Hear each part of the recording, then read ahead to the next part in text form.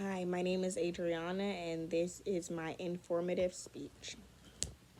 Have you ever looked at a painting and felt like it was trying to show you multiple perspectives at once? If so, you may have been looking at a piece of art created in the Cubism style. Cubism is a revolutionary style of art that has had a profound impact on modern art. They brought different views of subjects together in the same picture, resulting in paintings that appear fragmented and abstracted.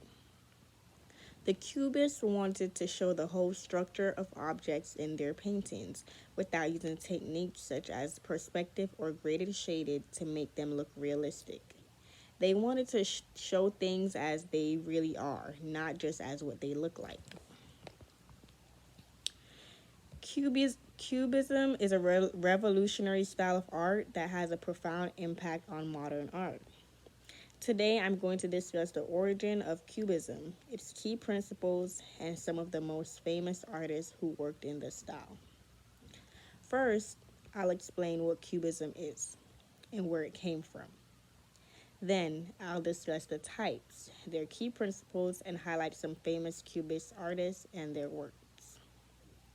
Now that I have introduced the topic of Cubism and given you an overview of what I'll be discussing, let's dive into the first main point. Origins of Cubism. Cubism was developed by Pablo Picasso and George Braque in Paris in the early 20th century. They were influenced by the work of Paul Cézanne and African art. Now that we have covered the origins of Cubism, let's move on to two types of Cubism and their principles. Analytical Cubism was the first type of Cubism.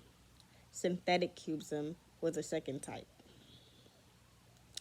Key principles of Cubism include the use of multiple perspectives, the flattening of images, and the rejection of traditional forms of representation.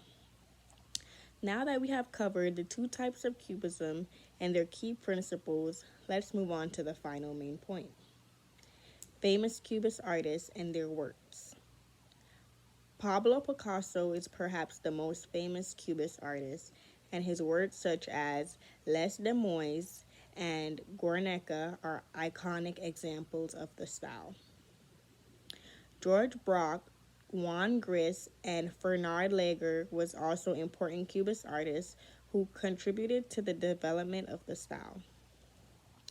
That concludes my overview of Cubism. Let's take a moment to recap the main points of the speech. Today, we discussed the origins of Cubism, the two types of Cubism and their principles, and some of the most famous Cubist artists and their works.